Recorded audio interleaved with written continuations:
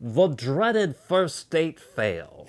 Most would prefer a root canal, or a skin rash, or a 6-hour flight in the middle seat on the way to... Okay, but we think that you can avoid these if you'll just follow this one thing we're going to share today. And that's what we're going to talk about today on Love Ed with Julie and MJ.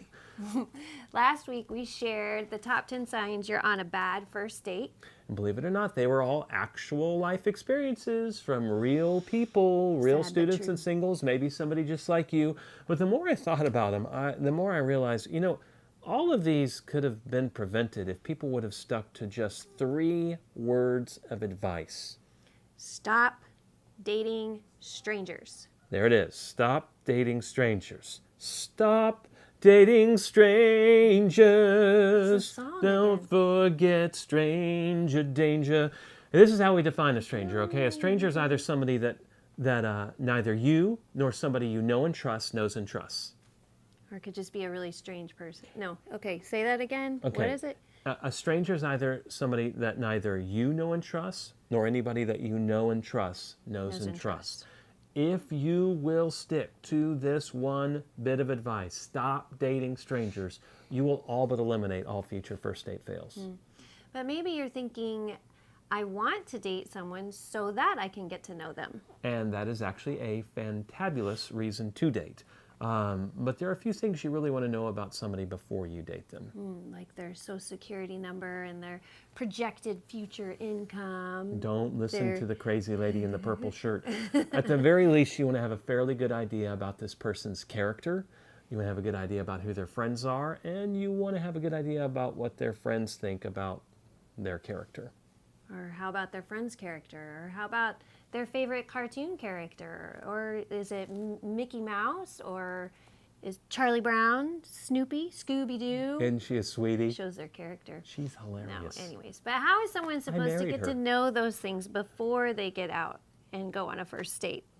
Like an application process or something? Like internet dating? Interview? No. I recommend something much more old school. Get to know potential dating prospects in group situations.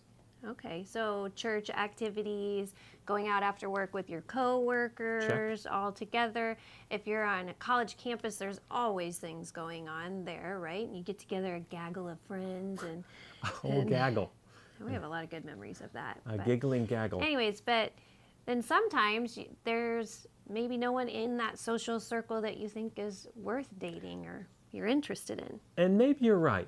But maybe you're not. I encourage you to ask folks that you respect if they agree with that assessment. Not only that can people who know and love you well help you see potential dating prospects that you might have missed, they can also help create those safe, fun group environments for you to get to know that person and that person to get to know you.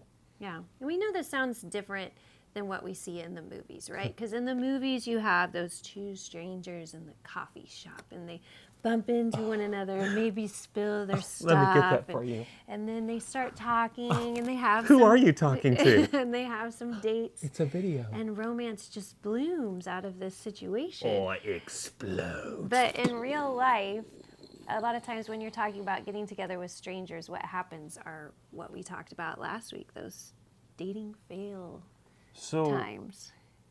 I'm about to practice psychology. It's called reflection. So what I hear you saying is that real life isn't like the movies. Yeah. That doesn't keep us from wanting real life to be like the movies, right? Amen.